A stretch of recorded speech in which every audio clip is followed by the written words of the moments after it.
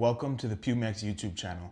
What better way for me to introduce myself to you guys than to show you my everyday carry and go over, I wouldn't call it a build, but the setup that I'm running on my EDC pistol. I went with a SIG 365X macro, and the reason that I went with this gun in particular was at the time, I've had this for a few years now, but at the time, this was the only gun in its class that had 17 rounds from out of the box. You know, other variations, obviously you can extend magazines and such, but I didn't really want to do that. I wanted this kind of good to go out of the box. It had the compensator. It's not a traditional compensator, but it still does work compared to the standard 365 or even the 365X macro version that it doesn't have the comp. So this had a compensator already on it. It had the 17 rounds and it feels very good in my hands. And it has a good trigger. It's not the best trigger out of the box. I think that goes to Canic in my opinion, but this is still a really good trigger. It had all the features that I was looking for, and the capacity was a big one. 17 rounds compared to something like a Glock carrying 15 rounds. Most of the other pistols in this class were also carrying 15 rounds.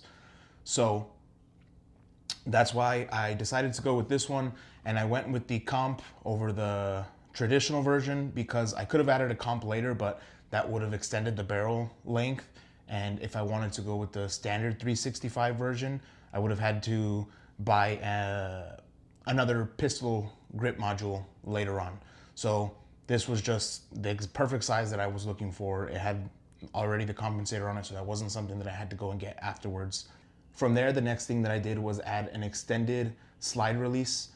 This is an OEM part. This comes from Sig Sauer. They just have them available online, so that's what I got. And then here we have a Harrington Arms magwell, and this has worked great. It really forces my hand up, like it forces my pinky kind of into the grip itself, so it feels great. The only thing that I wish on this was that it had a full wraparound. So if you guys can see right here, it doesn't really fully wrap around. It actually just butts up right to the bottom of the grip itself. So if it did have a full wraparound, and that's more of an aesthetics thing, it's not so much a functionality thing because this works great. It's worked great so far, but it's more of a aesthetics things for me, and I am somebody who loves aesthetics on guns. That's why I buy certain guns or why I go after certain ones. I think obviously they need to be functional, but they need to look good as well. And then for a red dot, I went with the Holosun 507K.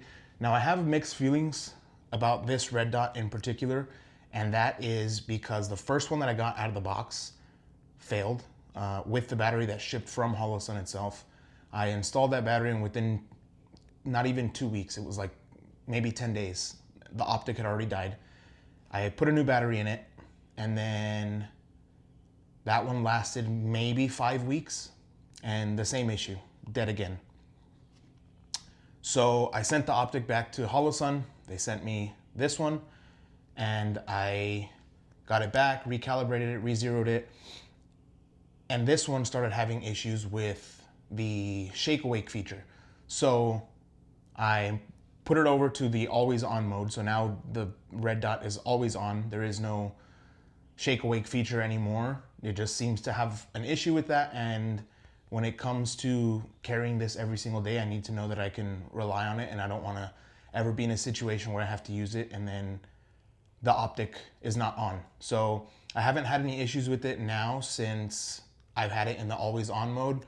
We're gonna see if it has another issue. I'm just gonna take it off and I'm gonna buy something else. So I haven't completely counted out Holosun because I do have it on some of my other firearms, but it's not a good look so far for the 507K, but I'm not completely counting it out yet.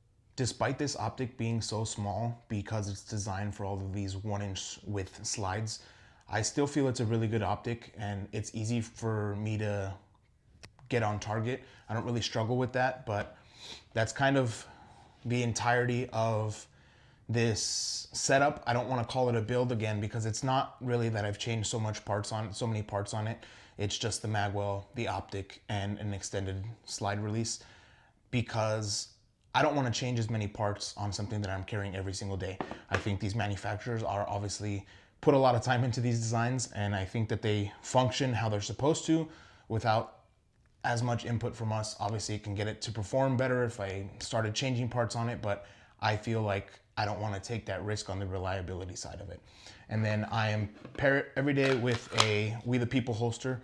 This is not sponsored by the We the People. It's just I have used We the People holsters for years. So from the very first pistol that I ever got, I went with the We the People holster, and it's worked great. I haven't had any issues with them so far, and that's what I use on almost all of my handguns. So that's the full breakdown.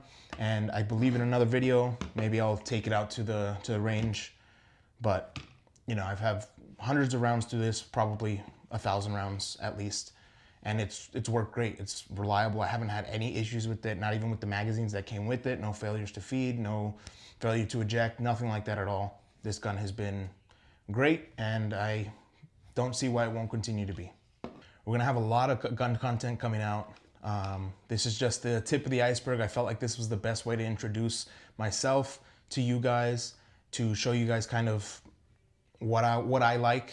I am, again, an aesthetics person, so a lot of my guns are more focused around aesthetics, but they're still functional. That's obviously not a trade-off. That's pretty much it for my setup for everyday carry. Let me know in the comments down below what you guys carry and what you guys would change on this setup in particular. I'm interested to see what you guys have to say about it. So now that we have that out of the way, I want to get into more of what the channel is going to be about. I like building guns. I like working on ARs and stuff. I like customizing things.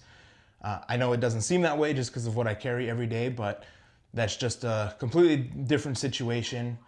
But if you guys are interested in certain kinds of things, let me know in the comments. Make sure you guys are letting me know what you guys want to see. But I'm planning to do some builds, so showing you guys some builds that I've done, and also just doing new builds as well. So maybe if you guys comment some ideas down below. I plan on doing torture tests on some of these guns, because some of these guns that I've bought were really expensive, and I want to see really if they live up to the hype, and if they live up to the price tag.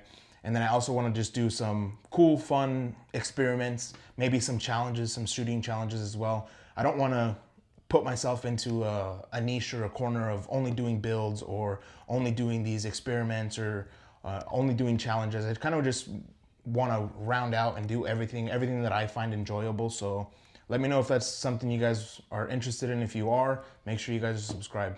Thank you guys for watching.